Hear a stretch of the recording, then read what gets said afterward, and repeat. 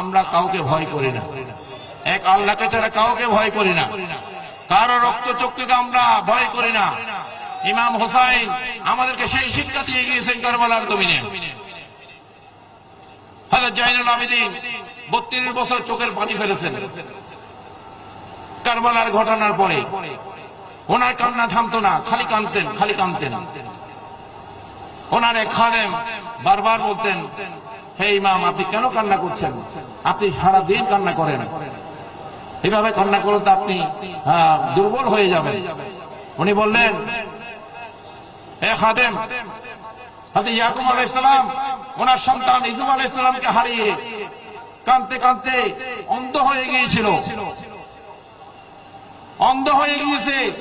আর আমি জাইনুল আবেদিন কারবালার জমিনে আমার 18 জন ভাই, 18 জন আহলে বায়াতের সদস্যকে আমি তরবারের আঘাত খেয়ে তাদেরকে মাটিতে পড়ে যেতে দেখেছি, শহীদ হইতে দেখেছি।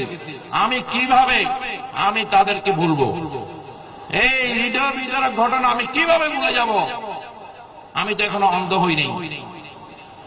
উনি জীবনের শেষ দিন পর্যন্ত উনি অঝোর ধারায় কান্না করতেন, অঝোর ধারায় কান্না করতেন এই 10 তারিখের এই ঘটনাকে নিয়ে।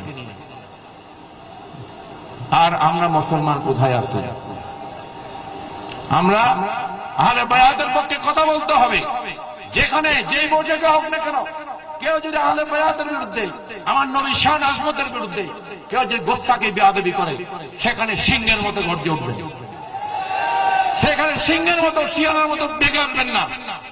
সিংহ যেভাবে লাফ দিয়ে ঝাঁপিয়ে পড়ে, সেইভাবে আপনারা ওই সমস্ত জালেমদের বিরুদ্ধে এদিদের পেতাত্তাদেরকে আপনি সাহায্য করবেন। আমি মাননীয় প্রধানমন্ত্রীর কাছে আহ্বান জানাই, এই সমস্ত পেতাত্তারা যারা আজকে জঙ্গিবাদের সাথে জড়িত, যারা এই দেশের স্বাধীনতার বিরুদ্ধে ছিল, যারা এই দেশের মধ্যে বিশৃঙ্খলার মধ্যে জড়িত, এরা সবগুলা সেই মালাওয়ান ইয়াজিদের অনুসারী।